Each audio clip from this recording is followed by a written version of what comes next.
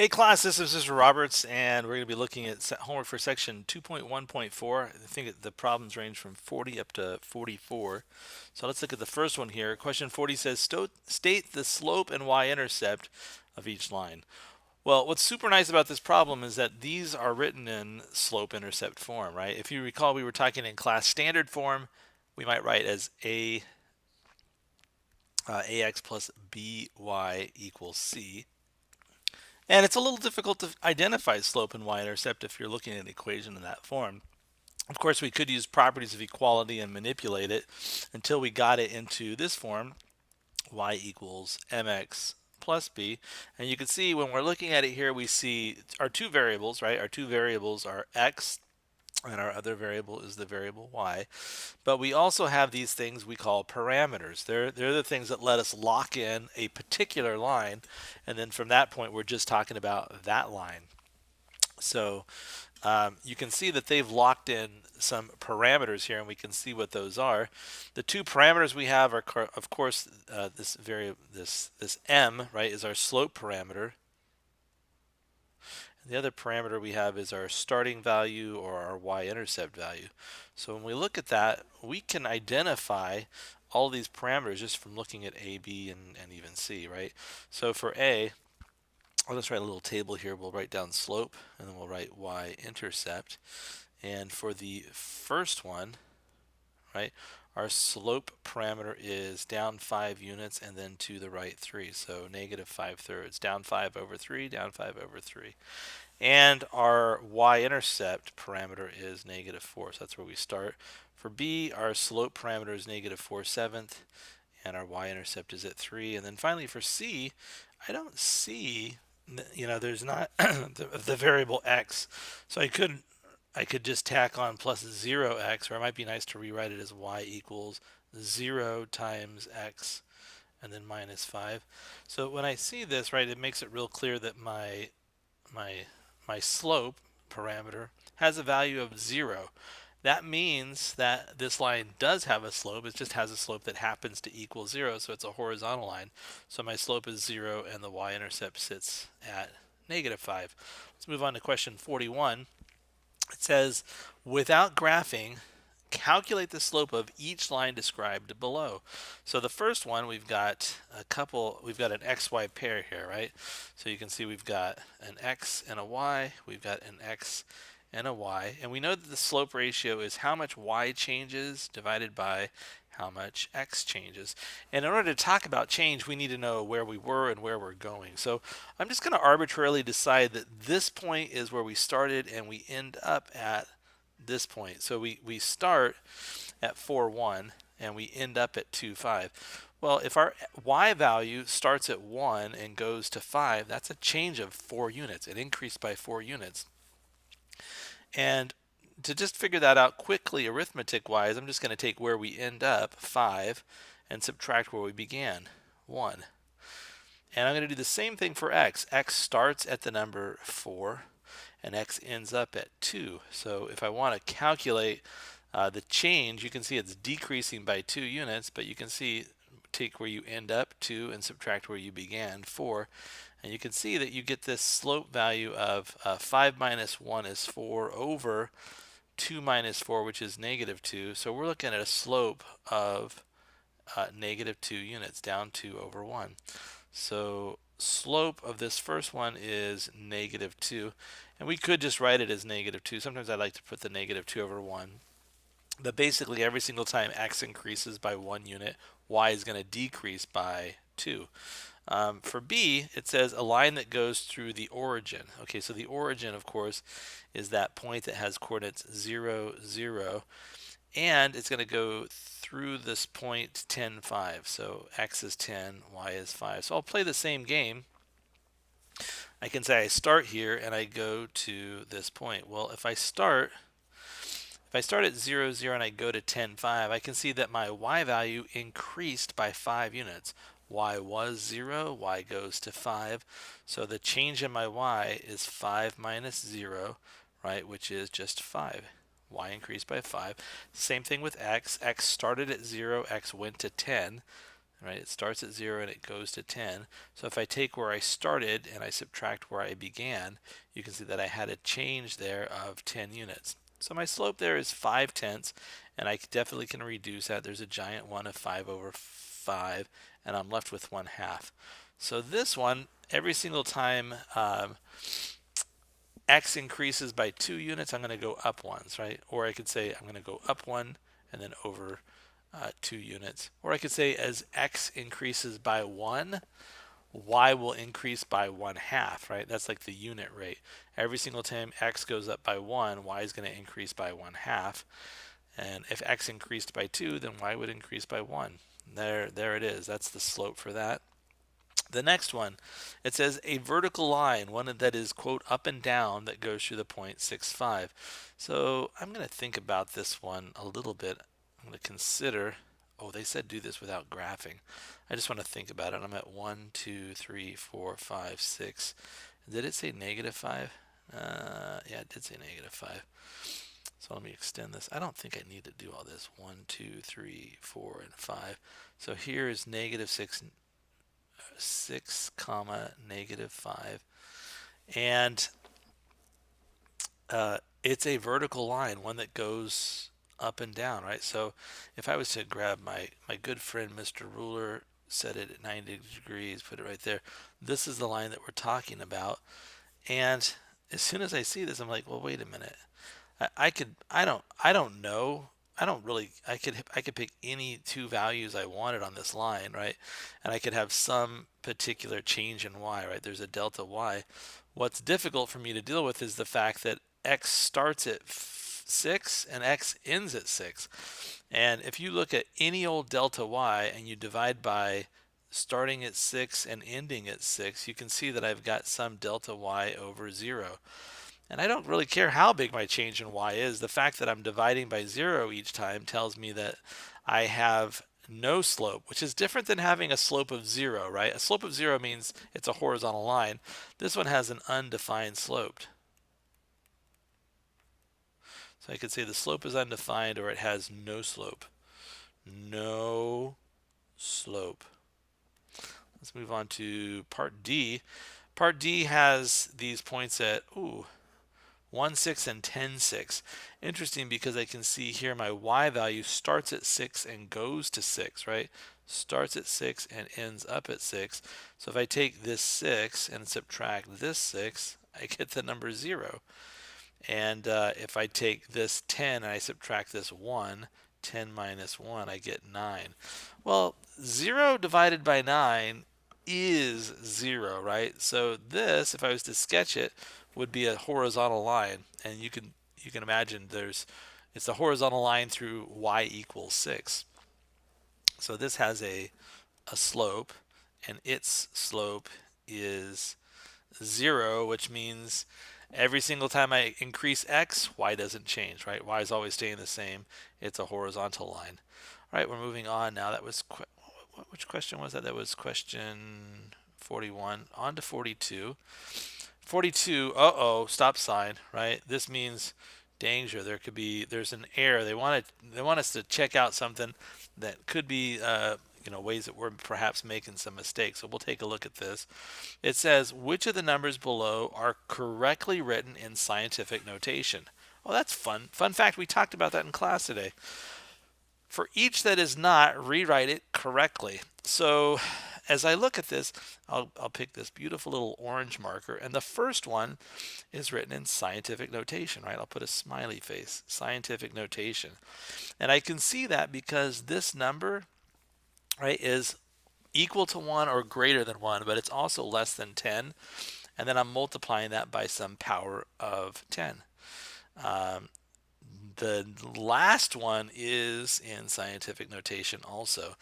The middle two are not, and it's not a sad thing really. It's just an opportunity for us to write that. So let's go ahead and write B and C in scientific notation.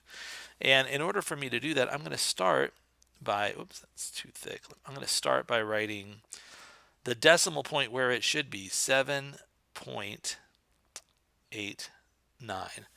Now, of course, 7.89 is not 0.789, right? These are not the same.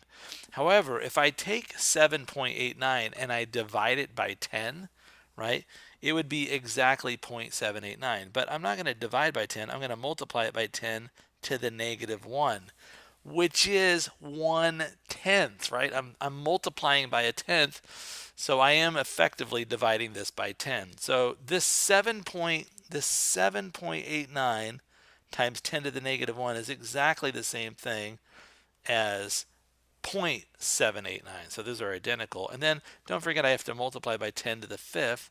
So I'm now going to multiply this times 10 to the fifth power. Now that I've got this, I can simplify this. So I've got this 10 to the negative 1 and 10 to the fifth. When I combine those, I get 7.89 times 10 to the fourth power. So this is my answer in scientific notation. And if I'm curious, I could grab my calculator and write both of them out, but I see they're exactly the same. This is scientific notation now because my decimal's in the right spot, right? Before, this was not, remember, I keep saying this, this value right here, let's say that this is some number, I'll call it some number W, right? I'm saying that W, right, has to be greater than or equal to 1, but it also has to be less than the number 10. And W has to be in that range. And basically, visually, that just means that it has to have a single digit out in front of that decimal point. Same thing with C, right? 31.5, not the right location. So I'm going to make it 3.15. And when I do that, I say to myself, hey, 3.15 is not 31.5, right? They're supposed to be the same. So what I do is I take this and I multiply it by a factor of 10, right? I multiply it by 10. Now, 31.5 is exactly the same as 3.15 times 10. Those things I've boxed, underlined are identical. I also have this fact that I had a times 10 to the second power. So now I can just go ahead and write this all out, right? What is this? This is 3.15 times 10 raised to the third power. There we go. There we go. That is scientific notation, and it's definitely equivalent to part C right there. Let's move on to the next question. Next, we're going to look at 43. 43 says the graph at right models the number of tiles in a pattern. Okay. Based on the information in the graph, how many tiles are being added each time? That is, what is the slope of the line? Pay close attention to this something called the scale of the axis rather, not the axis. Well, let's pay close attention to the scale, right? If I look at the scale on my x-axis or this independent axis below, I can see that each one of these lines is worth 1 unit, right? So that's 1, 2, 3, 4, 5, 6, 7. So those are all 1, right? If I look at the scale going up vertically, these are not worth 1 because if they were, this would be 1, 2, 3, 4, 5. It's not 5, it's 10. So that means each of these are worth 2. So when I see a change of 1 box, why did I 2, 4, 6, 8, and then 10. When I see a change of 1 box, it's an increase of 2 units. So let's take a look and see if we can figure out the slope. This is a lovely point. I'll use this point, and I go up, and I go over, right? And each one of these is 2 units, so that's 1, 2, 3, 4. So it's a change of 4 units, right? It's a rise of 4 and a run of 1. So my slope ratio is that change in y, 4, divided by change in x, 1. So I'm looking at a slope of 4 over 1, or just 4. And again, the scale, right? If you just looked at it without paying attention to the numbers off to the side, you'd be tempted to just write down the slope is 2. So lesson learned, right? Always kind of take a look at the axes and see what each one of those, what each one of these vertical distances or horizontal distances are worth, so you know what's really going on. So for part A, we're going to say the what was it? Yeah. So the 4 tiles are being added, right, the slope is 4. So as x increases by one figure number, the number of tiles will go up by 4. How many tiles are in figure 0? Well, again, when we look at this, right, we see that's right here, but we're not going 10, 11, 12, 13. We know each of these are worth 2, so it's 10, 12, 14, 16, right? So there are 16 tiles in the 0th term. There are 16 tiles. Write an equation for the tile pattern. Oh, that's fabulous. So I'll write y is equal to 4x plus 16. And if I wanted to use function notation, I could say to figure out the number of tiles, give me the figure number you want. So f of x is equal to just 4x plus 16. And then finally, D says, how would the line change if the pattern grew by 12 tiles each time instead? Well, that line would become much steeper, right? The line would become much, well, I'll just say much steeper. And again, I go back to Group 7 in period 2. They said, hey, as the slope moves away from 0, and it doesn't matter if it moves in the positive direction or the negative direction, as you get further away from 0, lines get steeper and steeper and steeper. They're either increasing at a faster rate or they're decreasing at a faster rate. Thank you, Group 7, period 2. Moving on. Question 44. Zahid enjoys walking his dog, Basil, each afternoon. Zahid typically walks 12 blocks around the neighborhood, which takes about 45 minutes. Okay, so 12 blocks. And I could figure out a unit rate, blocks per minute. I don't know if that's what I need to do, but 45 minutes. Today, on his walk around the neighborhood with Basil, Zahid noted, probably literally got out a notepad and wrote it down. He noted that Basil barked at 17 other dogs. Ooh, 17 dogs that he barked at in 12 blocks. Zahid wondered, or 45 minutes, Zahid wondered if he can predict how many dogs Basil will bark at tomorrow on the way to the dog park, which is 26 blocks away. Okay. A. What assumptions would Zahid have to make in order to use a proportional equation to make his prediction? Oh, well, I was just thinking that it could quite possibly be that if you have a dog and you love raising the dogs and they're fun, right? You might want to live closer to the dog park. So it could be that the dog density in a neighborhood increases the closer you get to a dog park. So if that was the case, it would be hard to make that prediction. So I would say a couple things should have to happen, right? Number one is dog density would stay the same. And you're like, what do you mean dog density stay the same? When I would stay the same. What am I? I'm stay the same. Would stay the same. What do I mean by dog density? What I mean is like if you've got a city block, right? The number of dogs living in that block would be roughly the same, right? So the density of the dogs or the distribution of the dogs is roughly equal throughout a neighborhood. And then another thing I would say is sometimes when I go for walks in the evening, I notice more dogs barking than if I go for a walk early in the morning.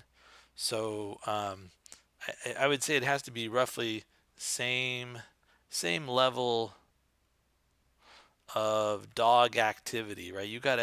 The dogs got to be out there. They're not inside sleeping. Same level of dog activity. What are they painting? Digging up, digging up in the backyard, digging up some flowers, dog activity. So I think those would be my assumption that those two things are roughly the same, right? Same density of the dogs and same level of dog activity. Okay. And, the other thing is that in order for it to be a proportion, right? The other thing that we know has to be true is that if you have 0 blocks then you got 0 dogs. So it has to go through that origin 0, 0. But that makes total sense to me that if I don't go for a walk with my dog, I keep the dog inside, dogs aren't going to bark at my dog. They might bark at something else, but it's not my dog. He's just in the house. So B, write a proportional equation for Zahid's situation and solve. Make sure that the precision of your answer is reasonable. So here's my proportion. I can see up here I've highlighted, boxed some of these things, right? That when I went 12 blocks, I heard the barks of 17 dogs. It says other dogs, right? So it's not my dog, 17 other dogs. And I'm going to be traveling 26 blocks tomorrow to go to the famous dog park. And my question is, well, what's the number of dogs that I'm going to have, right? So my units match here, right? I've got blocks per dog, blocks per dog. So since the units are the same, I can like divide those unit out on each side, and I just end up with this simple proportion: 12 over 17 equals 26 over x. It is most definitely a proportion, right? So I can go ahead and just this idea of the cross products are equal to each other, so I can find that and do that multiplication. Um, I I like to think about these as not doing that. I like because I understand if I have equal things and I multiply by equal things, I get equal things. And I like to say, look, I'm going to multiply both sides of this by 17x, right? So I'm going to multiply this side by 17x. I'm going to multiply this side by 17x. And it works out exactly the same. When I do that, right, the 17 here forms with this 17, makes a giant one, and I'm left with just a 12 and an x. You can see 12x on that side. And over on the other side, this x is going to form a giant one with, what the heck? Let's see. What did I do? Oh yeah, I didn't mean to put an x below, right? It's 17x. I'm just multiplying by 17x over 1. Thank you. If I put an x down there on that side, I would just be multiplying by 17, right? But I want to multiply by 17x. These form a giant one, right? And I'm left with 26 times 17. So here, to get x alone, I'm going to take these equal things. I'm going to divide both sides by 12. So I get 26 times 17. 26 times 17 divided by 12. And if I do that division with my favorite little tool, the calculator, 26 times 17 is 442 divided by 12. I get 36.83. So x is 36.83. Now they said make sure that you use appropriate precision in your answer, right? So I'm not claiming, I know it's like, oh, it's like 36 and 8/10 of a dog. No, it's not that. It's probably, I would say it's about 37 dogs, right? If I wanted to round up, or I could truncate it and say about 36. But for me, I'm going to say it's about 37 dogs. What am I saying? About 37 dogs will bark at Basil. Oh yeah, B-A-I. How do you spell that? Basil? Basil, B-A-S-I-L. B-A, whoops, B-A-S-I-L. Basil the dog. About 37 dogs will bark at Basil when I walk to the dog park. And then finally, question C says, what is the unit rate in dogs per block?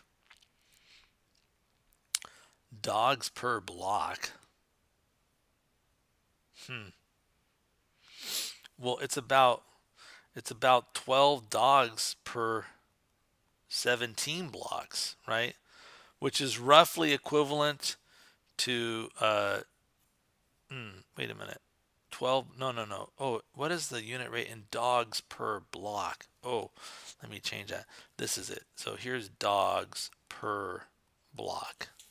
So my unit rate is 17 twelfths, right?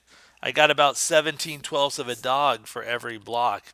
And of course, 17/12 is like about 1.4. So I would say this is my unit rate, right? I've got, remember, they're asking for dogs per block. So I got 17 dogs per per 12 blocks, right? Block. So that means I've got 12/17 or 17/12 of a dog per block, which is like I said, like 1.4 dogs per block. So that's my unit rate. It's how many dogs I would encounter per block. So if I went, 3 blocks, I get about 3 of those. Move on to the last question. Was that the last? That was the last question. Oh, that was 42. Oh, 44. We're done way too soon. Well, anyways, class, hope you found this helpful, and I'll be back here again tomorrow. Have a nice evening.